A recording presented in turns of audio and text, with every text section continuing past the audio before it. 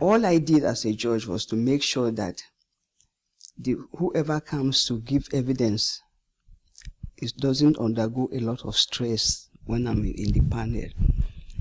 So I watch the witnesses very closely when they are telling their stories. Most of them just broke down in tears. So all we always do is that we ask them whether they wanted a little time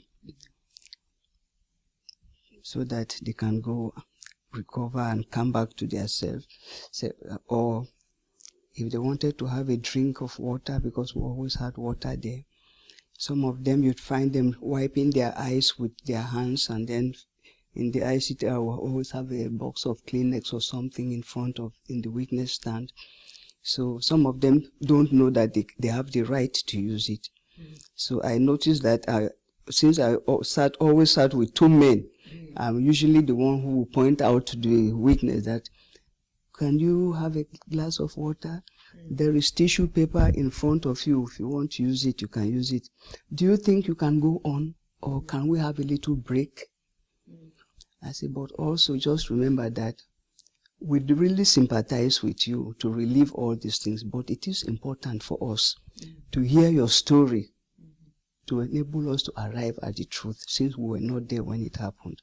That always encourages them, because after that, I've never heard one who says, no, I want to have a little break. They take the glass of water, wipe their eyes, and say, no, we are ready to go on.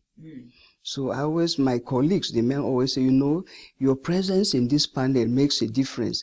Because when you speak like that to them, we notice that they come back with more confidence to tell their story.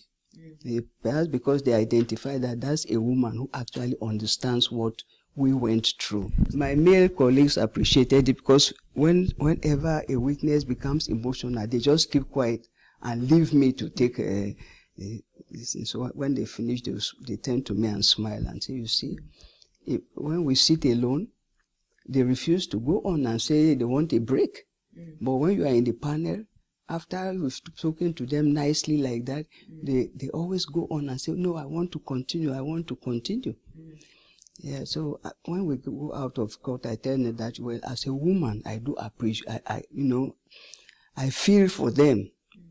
I share in their problems, and then I put myself in their own place, or my children. And I have children too. What if it were my child? It could be anybody's child, so that is it. But it doesn't influence my decision, because at the end of the day, I go by what the evidence is. It doesn't necessarily mean that when you come and cry, you are telling the truth. We have to take other things into consideration, but at least I try to make the court victim friendly, so that you can come and tell your story in your own way.